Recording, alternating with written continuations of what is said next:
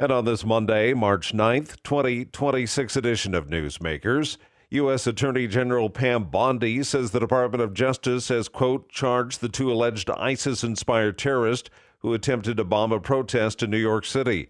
The NYPD says the incident involved two improvised explosive devices at a weekend protest outside Mayor Zohran Mamdani's home.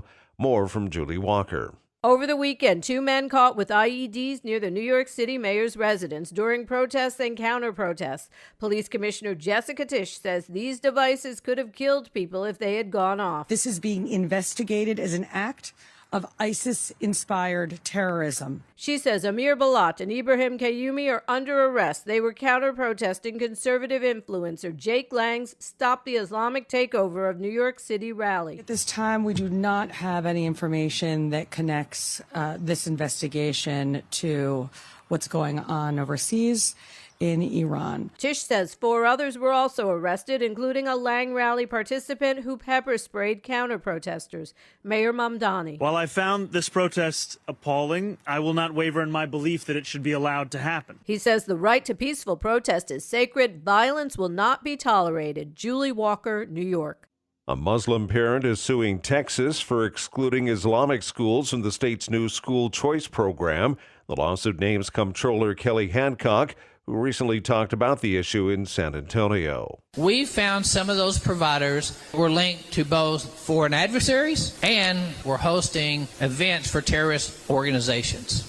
Texas Governor Greg Abbott has designated both CARE and the Muslim Brotherhood as foreign terrorist organizations.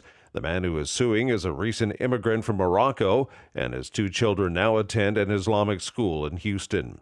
The former chaplain for the Austin, Texas Fire Department, who was fired for his opposition to transgender sports participation, has settled his lawsuit against the city. Andrew Fox wrote on his personal blog that he believes allowing biological men to compete in women's sports contradicts what's in the Bible. The fire department demanded an official apology, which he refused. That's when he was fired.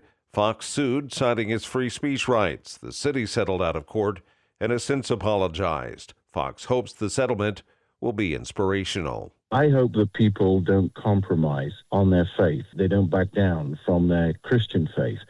Redmond-based PushPay, a payments and engagement platform for mission-driven organizations, in partnership with the Barna Group, today announced the release of its 2026 State of Church Technology Report.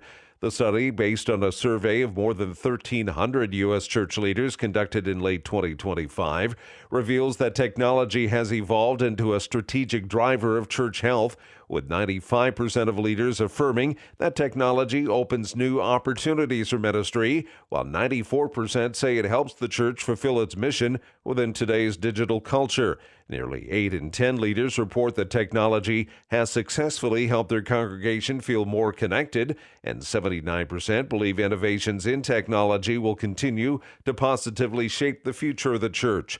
While the use of AI is emerging in churches, the report identifies a significant gap between perceived responsibility and organizational readiness.